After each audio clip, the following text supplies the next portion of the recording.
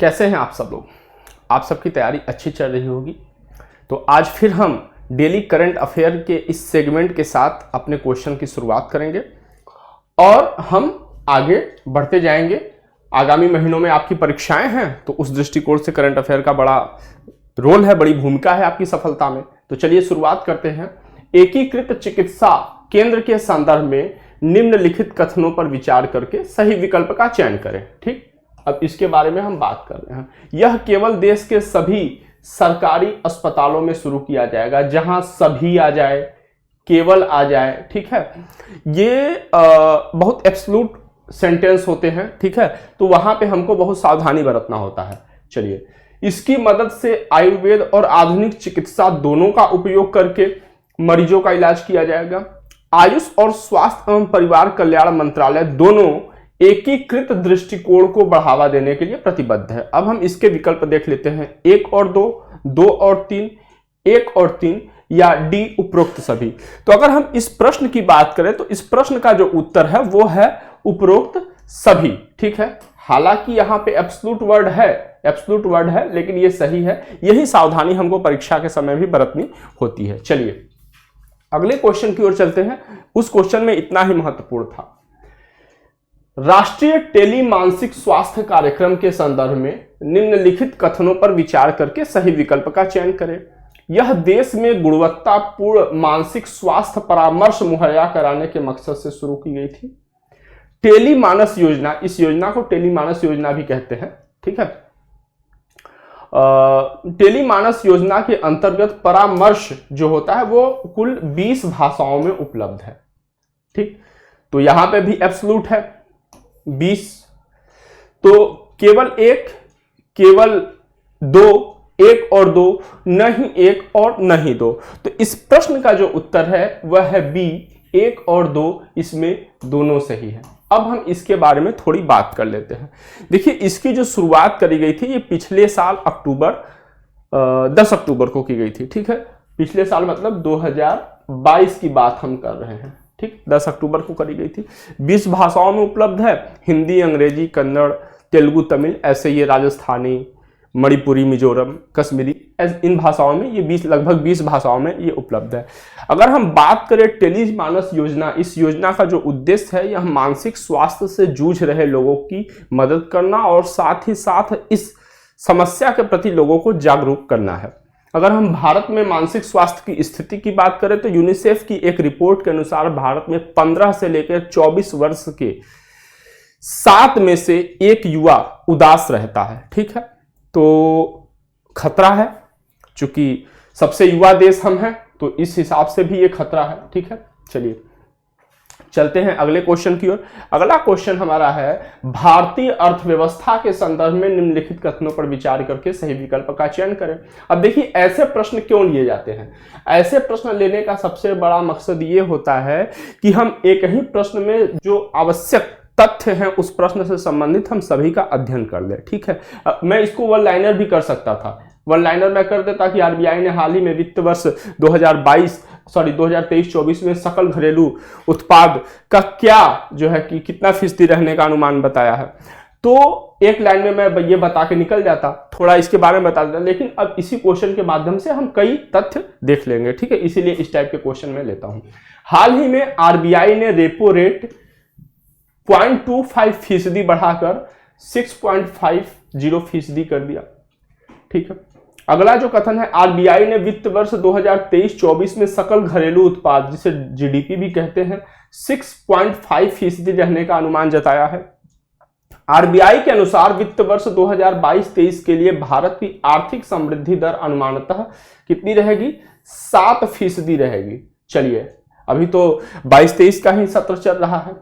ठीक है, तो इसका विकल्प क्या है? 1 और 2, 2 और 3, 1 और 3 या डी उपरोक्त सभी। ठीक है, तो इस प्रश्न का जो उत्तर है वह है उपरोक्त सभी। अब आरबीआई के गवर्नर कौन है? आरबीआई के गवर्नर है शक्तिकांत दास।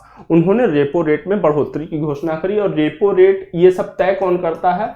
ये एमपीसी करता है, मॉनेटरी पॉलिसी कमेटी। ये 6 सदस्यीय होता है। ठीक है, चलिए अगर हम बात करें इसी के बारे में थोड़ी और बात करें तो गवर्नर ने कहा ठीक है, आरबीआई गवर्नर ने कहा कि जनवरी मार्च 2023 के दौरान जो सीपीआई आधारित मतलब उपभोक्ता मूल्य सूचकांक आधारित जो महंगाई दर थी वो दर जो रहने की उम्मीद है वो कितना रहने की उम्मीद है, 5.6 रहने की उम्मीद है।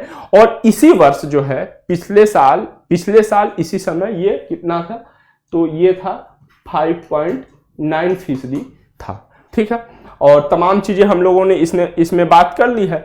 अच्छा, अगर बात करें कि निर्मला सीतारमण जी ने भी जब वित्त वर्ष 2023-24 के लिए जो बजट पेश किया तो उन्होंने जीडीपी वृद्धि दर जो है वो 6.5% रहने के लिए वो किया, मतलब कि यह सुनिश्चित किया कि लगभग इतना ही रहेगा। और जो मौजूदा वित्तीय वर्ष है उसमें आर्थिक वृद्धि दर उन्होंने बताया कि यह लगभग 7% रहेगी। कई प्रमुख अर्थशास्त्रियों और रेटिंग एजेंसियों ने भी देश की वास्तविक वृद्धि दर 6 से 6.5% रहने का अनुमान व्यक्त किया है। चलिए आगे चलते हैं अगले प्रश्न की ओर। भारत दुनिया का सबसे बड़ा दुग्ध उत्पादक देश है। ठीक है, चलिए ये तो फैक्ट हो गया, नया फैक्ट है। अभी ये संसद में उत्तर देते समय, किसी प्रश्न का उत्तर देते समय ये बताया गया। ठीक है, अगर बात करें वैश्विक दुग्ध उत्पादन में भारत का योगदान कितना है, अब क्वेश्चन शुरू हुआ।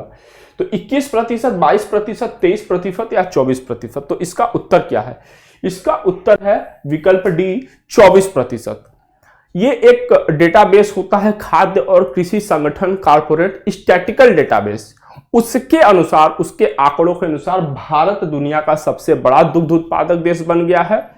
और वर्ष 2021-22 में, ठीक है, 21-22 में भारत की जो हिस्सेदारी रही पूरे वैश्विक दुग्ध उत्पादन में, यह कुल 24% रहा। अगर हम भारत में शीर्ष 5 दुग्ध उत्पादक राज्यों की बात करें तो उत्तर प्रदेश सबसे पहले आता है, यह ध्यान रखिएगा यूपी वालों, 14.9% के साथ, फिर राजस्थान है, फिर मध्य प्रदेश है, गुजरात है और आंध्र प्रदेश है।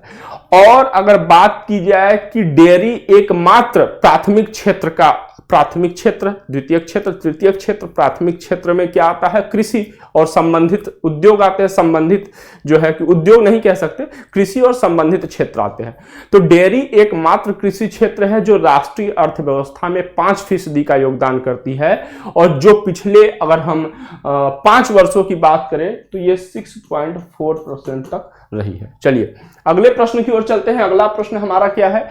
इंडिया की G20 अध्यक्षता के संदर्भ में पर्यावरण और जलवायु स्थिरता कार्य समूह की बैठकों के संदर्भ में सही सुमेल का चयन करें। तो इसका पहला बैठक जो 9 से 11 फरवरी के मध्य 2023 की ही बात हो रही, बेंगलुरु में आयोजित हो रहा है या होगा। द्वितीय बैठक जो है 27 से 29 मार्च के बीच गांधीनगर में होगा। तृतीय बैठक जो है यह 21 से 23 मई के बीच मुंबई में होगा। और चतुर्थ बैठक जो है वो 26 से लेकर 27 मई तक ये चेन्नई में होगा। अब चूंकि हम अध्यक्षता कर रहे हैं G20 की, तो ऐसी बैठकें महत्वपूर्ण है कि कहां कहां आयोजित करी गई, सुमेलित करने के लिए प्रश्न पूछ सकता है। तो 1 और 2, 2 और 3, 1 और 3 या उपरोक्त सभी। तो इसमें भी क्या है? उपरोक्त सभी सही है, उपरोक्त सभी सही। अब मैं ये अभी होगा, हो रहा है या होगा, ठीक है, उसके बाद ये तीनों बैठक आने वाले महीनों में होंगे। ठीक है, अगर हम इस बैठकों की मेजबानी की बात करें तो केंद्रीय पर्यावरण, वन और जलवायु परिवर्तन मंत्रालय द्वारा ये की जा रही है। ठीक है, क्योंकि इसी से रिलेटेड ये कार्य समूह भी है। ठीक है, चलिए वर्किंग ग्रुप है। चलिए अगला प्रश्न हमारा है, निम्नलिखित में से किस देश ने हाल ही में अपना green deal industrial plan launch किया? विकल्प हमारा है भारत, यूरोपीय संघ, यूएसए या दक्षिण अफ्रीका। तो इस जो प्रश्न का उत्तर है यूरोपीय संघ। अब ये ग्रीन डील इंडस्ट्रियल प्लान क्या है, इसके बारे में हम थोड़ी बात कर लेते हैं। तो यूरोपीय यूनियन अपने हरित उद्योग का, अपने यहाँ हरित उद्योग का समर्थन और विस्तार करने के लिए ग्रीन डील इंडस्ट्रियल प्लान का खुलासा किया, मतलब लॉन्च किया। और उसका उद्देश्य क्या है? उसका उद्देश्य है कि जो रेड टेपिज्म है, लाल फीताशाही में कमी करना और बड़े पैमाने पर ऐसे उद्योगों के लिए सब्सिडी प्रदान करना। चलिए आगे चलते हैं अगले प्रश्न पर।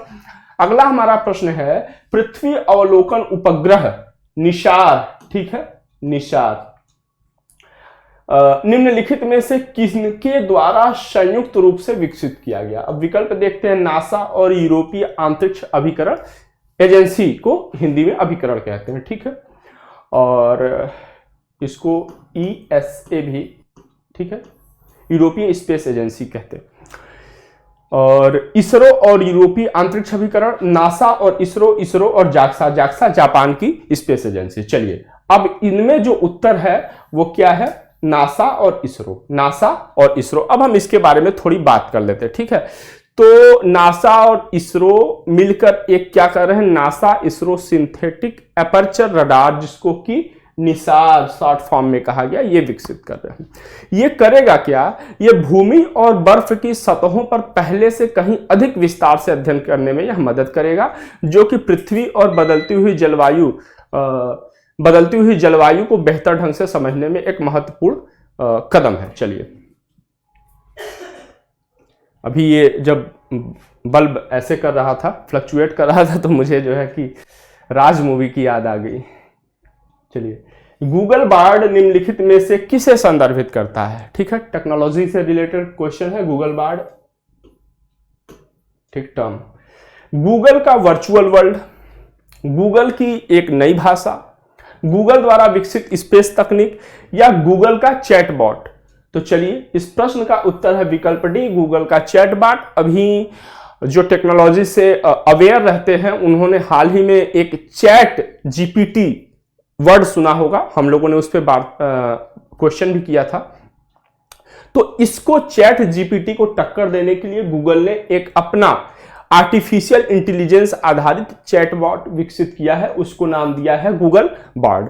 अब ये चैटबॉट क्या है? तो यह एक सॉफ्टवेयर एप्लीकेशन होता है जिसका उपयोग लाइव मानव एजेंट के साथ सीधे संपर्क प्रदान करने के बदले टेक्स्ट या टेक्स्ट टू स्पीच के माध्यम से ऑनलाइन चैट वार्तालाप किया जाता है। चैटबॉट दो प्रकार के होते हैं, नियम आधारित चैटबॉट और AI आधारित चैटबॉट। तो ये कौन सा है? ये दूसरे प्रकार का है, AI आधारित चैटबॉट। AI का मतलब आर्टिफिशियल इंटेलिजेंस। चलिए आगे चलते हैं। अच्छा, इनमें पहले से ही कोई सूचना, ये जो चैटबॉट होते हैं यहाँ पे कोई स्थिर डाटाबेस पहले से ही नहीं होता है, ठीक है। आप कोई क्वेश्चन पूछेंगे तो उसका जवाब वो अपनी बुद्धि से देते हैं, मतलब AI इंटेलिजेंस इसका यूज करके वो जवाब देते हैं, और समय के साथ साथ, ठीक है, समय के साथ साथ ये इसी आधार पर विकसित होते जाते हैं। जैसे जैसे आपको जवाब देते जाएंगे उसी आधार पर ये स्वयं को विकसित करते जाएंगे, इवोल्यूशन होता जाएगा इनका। हाल ही में कौन सा नगर निगम हरित बॉन्ड जारी करने वाला देश का पहला नागरिक निकाय बना? तो विकल्प हमारा है इंदौर नगर निगम, हरिद्वार नगर निगम, कन्नूर नगर निगम या नासिक नगर निगम। तो चलिए ये है इंदौर नगर निगम, ठीक है, इंदौर नगर निगम। ये बॉन्ड 10 से लेकर 14 फरवरी के बीच खुलेगा। 10 से लेकर 14 फरवरी वैलेंटाइन वीक में खुल रहा है, तो आप इसे गिफ्ट भी कर सकते हैं किसी को लेके, ठीक है। चलिए, जोक सपाट।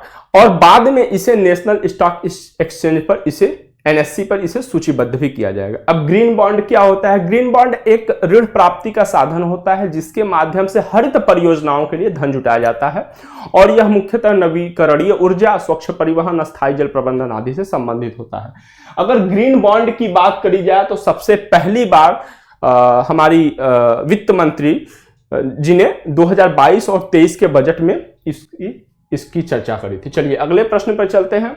इन्वायरमेंट से रिलेटेड है, बहुत ही महत्वपूर्ण प्रश्न है, ठीक है, क्योंकि अभी किसी देश में प्रश्न ही है कि किस देश में H5N1 बर्ड फ्लू वायरस के कारण हजारों की संख्या में पशुओं और पक्षियों की मृत्यु दर्ज की। लगभग 700 के आसपास यहाँ पे सी लॉयन और 50,000 से अधिक, ठीक है, 50,000 से अधिक क्या किए यहाँ पे पक्षियों की मृत्यु हुई है। वह देश कौन सा है? विकल्प है नामीबिया, पेरू, ऑस्ट्रेलिया या सूडान।